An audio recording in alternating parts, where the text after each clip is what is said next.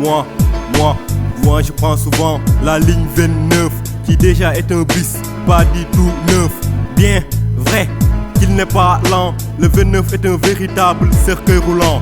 Après une bonne bousculade pour monter à bord, je regarde bien s'il y a une place libre d'abord. Un jour j'étais assis, c'était mon jour de chance. Bien qu'il dégageait une forte odeur d'essence, le receveur me regardait avec ses yeux de criquet, comme pour m'intimer d'acheter un ticket.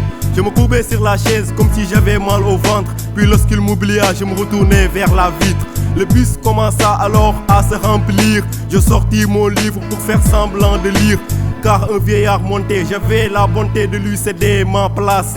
Mais il me fallait faire volte-face. Quand j'ai vu qu'il se tenait le dos, alors j'ai fait semblant de faire de dos. Il pouvait rester là-bas pendant 3 mois, ça ne m'aurait pas du tout dérangé moi. Lorsqu'un bus est plein à craquer, acheter des biscuits et croquer en attendant qu'un autre bus arrive. Malheureusement, presque tout le monde dérive. Sans parler du fait qu'on est tout le temps piétiné, les gens s'y dispersent de manière désordonnée, ce qui en fin de compte rend l'atmosphère invivable. Les passagers ou les receveurs qui sont les coupables.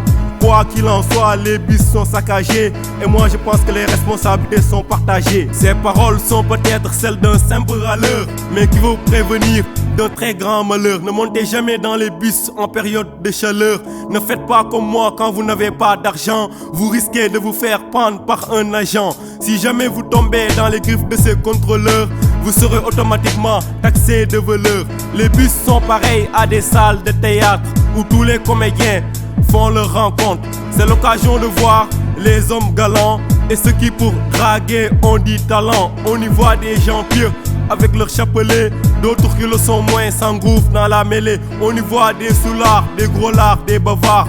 On y voit aussi des femmes nerveuses, soucieuses, pessimistes et même souvent capricieuses. Je suis peut-être mal placé pour vous juger, car après tout je ne suis qu'un usager. Mais sans rien vouloir exagérer, certains adultes ont du mal à se gérer. Pour qui veut étudier la population sénégalaise, de par son comportement, oublie ton malaise. Monte dans un bus et assis-toi à l'aise. MTD, lui c'est moi.